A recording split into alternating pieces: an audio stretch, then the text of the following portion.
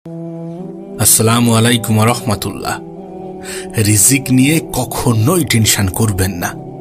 এ পৃথিবীতে যাই হয়ে যাক না কেন, যত খারাপ সিচুয়েশন আসুক না কেন, যত খারাপ পরিস্থিতি আসুক না কেন, কখনো রিজিক নিয়ে দুশ্চিন্তা করবেন না।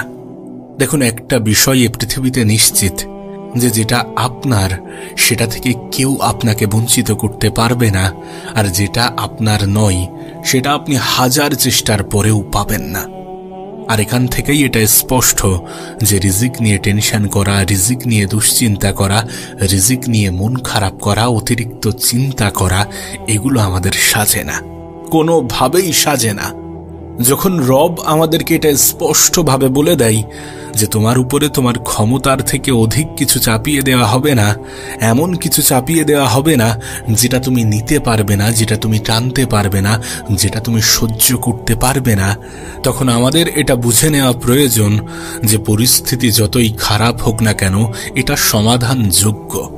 সিচুয়েশন যতই খারাপ হোক না কেন এটা সমাধানযোগ্য, আর এর সমাধান আমরা নিজেরাই করতে পারবো। যদি না পারতাম তাহলে আমাদের জীবনে এটা আসতো না। কেন এটা বোঝেন না? কেন এটা বোঝার চেষ্টা করেন না? একটা কথা মনে রাখবেন, জীবন অতটাও কঠিন নয় যতটা আমরা বানিয়ে দিই। জীবন অতটাও জটিল নয় যতটা আমরা বানিয়ে দিই। জীবন অতটাও নিষ্ঠুর নয় যতটা আমরা ভাবি। কারণ সত্যি বলতে আমাদের চিন্তা ভাবনার উপরে অনেক কিছু নির্ভর করে। হ্যাঁ, আমাদের মানসিকতা, আমাদের মেন্টালিটির উপরে কত কিছু নির্ভর করে, কাশ যদি আপনাকে বোঝাতে পারতাম। একবার ভেবে দেখুন, দুইজন মানুষ আর্থিক অনটনের মধ্যে আছে, টাকা পয়সার খুবই সমস্যা। একজন মানুষ টাকা পয়সা কিভাবে কি হবে, কিভাবে ম্যানেজ হবে, সেই সমস্ত জিনিস নিয়ে টেনশন করছে, দুশ্চিন্তা করছে। আর একজন মানুষ আল্লাহর উপরে সম্পূর্ণ আস্থা, সম্পূর্ণ ভরসা রেখে তিনি সকল প্রকার চেষ্টা চালাচ্ছেন। এই দুইটি মানুষের চিন্তা ভাবনার মধ্যে কিন্তু আসমান জমিনের পার্থক্য। কোনো মানুষ আল্লাহকে দোষারোপ করছেন, আর কোনো মানুষ আল্লাহর শুকরিয়া জানাচ্ছেন। এই দুটি চিন্তা ভাবনার মানুষের মধ্যে আসমান জমিনের পার্থক্য। আর আমাদের এই চিন্তা ভাবনাটাই পরিবর্তন করতে হবে। দেখবেন, যদি সামাজিক দৃষ্টিকোণ থেকে দেখি, যদি একটু লজিক্যালি ভাবি, তাহলে দেখা যাবে আমাদের আল্লাহ আমাদেরকে পৃথিবীতে পাঠিয়েছেন, আমাদের রব আমাদেরকে পৃথিবীতে পাঠিয়েছেন। সুতরাং তিনি আমাদের থেকেও বেশি দায়িত্ববান আমাদের প্রতি। হ্যাঁ, ঠিক যেমনটা আমরা নিজেদেরকে যতটা ভালোবাসি তার থেকেও অধিক আমাদেরকে ভালোবাসেন আমাদের রব, তেমনি আমরা নিজেদেরকে নিয়ে যতটা চিন্তা করি তার থেকেও অধিক চিন্তা করেন আমাদেরকে নিয়ে আমাদের রব। তবে একটা বিষয় স্পষ্ট হওয়াটা জরুরি, আর সেটা হচ্ছে এই পৃথিবীর পরিচালক, আমাদের জীবনের নিয়ন্ত্রক, আমাদের জীবনের পরিচালক আল্লাহ আমাদেরকে পরীক্ষা নেন, কখনো কিছু দিয়ে আবার কখনো কিছু থেকে বঞ্চিত করে, যেটা আমি প্রায়ই বলি। আর আমি এটা বিশ্বাস করি, আমার মনে হয় আপনিও যদি এটা বিশ্বাস করতে শুরু করেন, আপনার জীবনের যত দুশ্চিন্তা, যত টেনশন, যত হতাশা, সমস্ত কিছু এক নিমেষে দূর হয়ে যেতে পারে। বিশ্বাস করুন, এই পৃথিবীতে আমাদের পরীক্ষা নেওয়া হচ্ছে, কখনো কিছু দেওয়ার মাধ্যমে, আবার কখনো কিছু থেকে বঞ্চিত করার মাধ্যমে। যখন আমরা পেয়ে যাব তারপরে আমাদের রিয়াকশনটা কেমন হবে, আর যখন আমরা সেটা থেকে বঞ্চিত হব তারপরে আমাদের রিয়াকশনটা কেমন হবে সেটা যাচাই করার জন্যে। দেখেন, আপনার কাছে একটা বিষয় স্পষ্ট হওয়াটা জরুরি যে উপরওয়ালার ইশারাই এ পৃথিবীতে যে কোনো কিছু হওয়া সম্ভব। যেগুলোকে আমরা ভাবি যে এটা কখনোই হওয়া সম্ভব নয়, সেগুলোও হওয়া সম্ভব যদি উপরওয়ালা চাই, যদি রব চাই, যদি আল্লাহ চাই, যদি আমাদের সৃষ্টিকর্তা চাই। যদি আমরা একটু ইতিহাস ঘেঁটে দেখি তাহলে দেখা যাবে রিজিক নিয়ে এমন হাজারো ঘটনা আছে। আপনার নিজের জীবনেও যদি একটু গড় করে দেখেন তাহলে দেখবেন কখনো না কখনো এমনটা ঘটেছে যে কোনো কিছু খেতে আপনার প্রচুর ইচ্ছা করছে, আর সেটা অলৌকিকভাবে কোনো না কোনোভাবে আপনার সামনে চলে এসেছে, সেটাই আপনি খেতে পেয়েছেন সেই দিন। এমন ঘটনা আমাদের জীবনে ঘটে। হ্যাঁ, সেগুলোকে আমরা অতটা গড় করি না, সেগুলোকে আমরা অতটা গুরুত্ব দিই না, কারণ আমাদের একটা খুব সুন্দর অভ্যাস আছে যেটা রবের অপছন্দনীয়, যেটা আল্লাহ পাকের অপছন্দ। আমরা কোনো কিছু পেয়ে গেলে সেটার গুরুত্ব দিতে চাই না, আমরা কোনো কিছু সহজে পেয়ে গেলে সেটার মূল্যায়ন করতে জানি না। কিন্তু একবার নিজেকে প্রশ্ন করা উচিত যে এগুলো কতটা যুক্তিসম্মত, এই যে আমাদের ব্যবহার, এটা কতটা গ্রহণযোগ্য। আমার কেন জানি না মনে হয় যখন রব দেখেন যে আমরা কোনো কিছু সহজে পেয়ে গেলে সেটার মূল্য দিই না, আমরা কোনো কিছু অনেক সহজে অর্জন করলে সেটার মূল্যায়ন করতে জানি না, সেটার গুরুত্ব দিতে জানি না, তখন তিনি আমাদের জন্য সেটা একটু কঠিন করে দেন। আর তখন আমরা ভাবি যে এটা আমার দ্বারা হবে না, আমি পারবো না। সেই মুহূর্তে আমরা মনের অজান্তেই উপরওয়ালাকে দোষারোপ করি, কিন্তু আমরা একবারও আমাদের ভুলটাকে বুঝতে চাই না। সহজে পেয়ে গেলে যে আমরা গুরুত্ব দিতে চাইছিলাম না, এটাই তো আমাদের ভুল। সেই জন্যই তো সেটাকে কঠিন করা হয়েছে, যাতে পাওয়ার পরে সেটার মূল্যটা দেওয়া যায়, সেটার গুরুত্বটা বোঝা যায়। এমন চিন্তা ভাবনা রাখা উচিত নয় যে আমার দ্বারা হবে না। আরে যেটা আপনার, সেটা আপনার থেকে কেউ আপনাকে বঞ্চিত করতে পারবে না। আপনার উপরে আপনার ক্ষমতার থেকে অধিক কিছু চাপিয়ে দেয়া হবে না। কেন এটা বোঝার চেষ্টা করেন না? কেন এত রিজিক নিয়ে টেনশন করবেন? কেন এত আপনি আপনার রিজিক নিয়ে এত বেশি দুশ্চিন্তায় মগ্ন থাকবেন? কেন? দেখেন, রিজিক বলতে শুধুমাত্র খাবারকে বোঝানো হচ্ছে না। আপনার জন্য যেগুলো প্রয়োজনীয়, খাবার রিজিকেরই একটা অংশ, খাবারও একটা রিজিক, কিন্তু এর বাইরেও আরো কিছু আছে। আপনার বস্ত্র, আপনার বাসা, যে ঘরে আপনি থাকেন, সেটাও আপনার রিজিকেরই একটা অংশ। আপনি যে কাপড়টা পরিধান করেন, সেটাও আপনার রিজিকেরই একটা অংশ।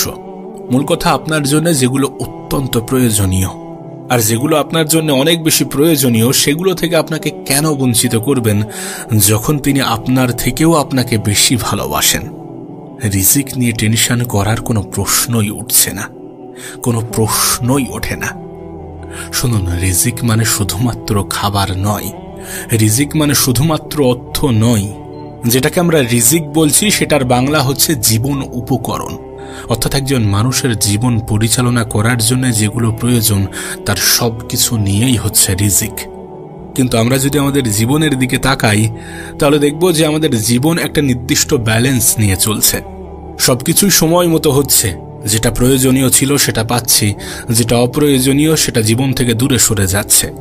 আর যদি জীবন গঠনের জন্য প্রয়োজনীয় জিনিসগুলো আমরা পেয়ে থাকি, তাহলে কেন আমরা উপরওয়ালাকে দোষারোপ করব? কেন আমরা আল্লাহকে দোষারোপ করব?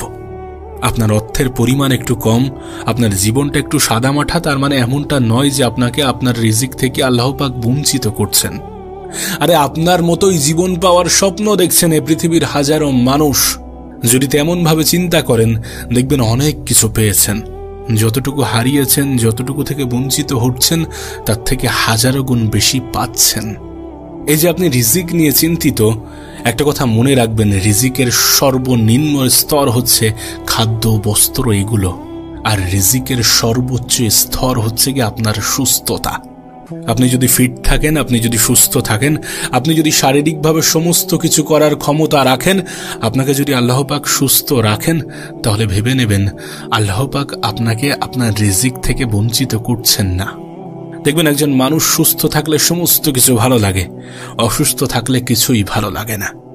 যদি আপনি সুস্থ থাকেন, যদি আপনি নিজে থেকে সমস্ত কিছু করতে পারেন, তাহলে কেন রিজিক নিয়ে টেনশন করবেন?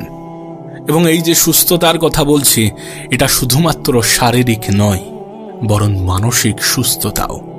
কোনো মানুষ যদি শারীরিক এবং মানসিকভাবে সুস্থ থাকে, কোনো মানুষ যদি শারীরিক এবং মানসিকভাবে সমস্ত কিছু করতে পারে, তাহলে সেই মানুষটি রিজিক থেকে কোথায় বঞ্চিত হচ্ছে? এবার প্রশ্ন উঠতেই পারে যে কেন এই সুস্থতাকেই সব থেকে বড় রিজিক বলা হচ্ছে?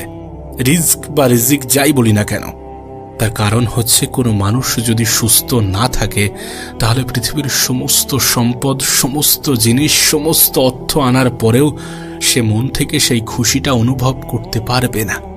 অবশ্যই সুস্থতা সব থেকে বড় উপহার আমাদের জন্যে, কিন্তু এটা আমাদের দুর্ভাগ্য যে আমরা এটাকে গুরুত্ব দিতে চাই না।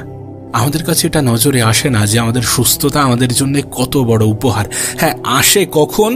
যখন আমরা একটু অসুস্থ হয়ে পড়ি, তখনই তো মনে হয় যে সুস্থ থাকাটা আমাদের জন্য কত বড় উপহার। এবং শুধুমাত্র এগুলোর মধ্যে সীমাবদ্ধ নয়। আপনার যে সন্তান, আপনার যে স্ত্রী, এগুলোও কিন্তু রিজিকেরই একটা অংশ। আপনার স্ত্রী, সন্তান, পরিবার, এটাই কিন্তু রিজিকের সর্বোত্তম স্তর। এটার জন্য শুকরিয়া আদায় করুন রবকে যদি আপনি ভালো কিছু পেয়ে থাকেন। এটার জন্য শুকরিয়া আদায় করুন আল্লাহকে যদি আল্লাহ আপনাকে এই রিজিক দিয়ে থাকেন। কিন্তু দুর্ভাগ্যজনকভাবে আমরা সব থেকে বেশি টেনশন করি রিজিকের সর্বনিম্ন স্তরগুলো নিয়ে। আবারও বলছি, যেটা আপনার সেটা আপনার থেকে কেউ আপনাকে বঞ্চিত করতে পারবে না, আর যেটা আপনার নয় সেটা আপনি হাজার চেষ্টা করেও পাবেন না। আর যখন এটা আপনার কাছে স্পষ্ট, তখন টেনশন, দুশ্চিন্তা, মন খারাপ করাটা বোকামি ছাড়া কিছুই নয়।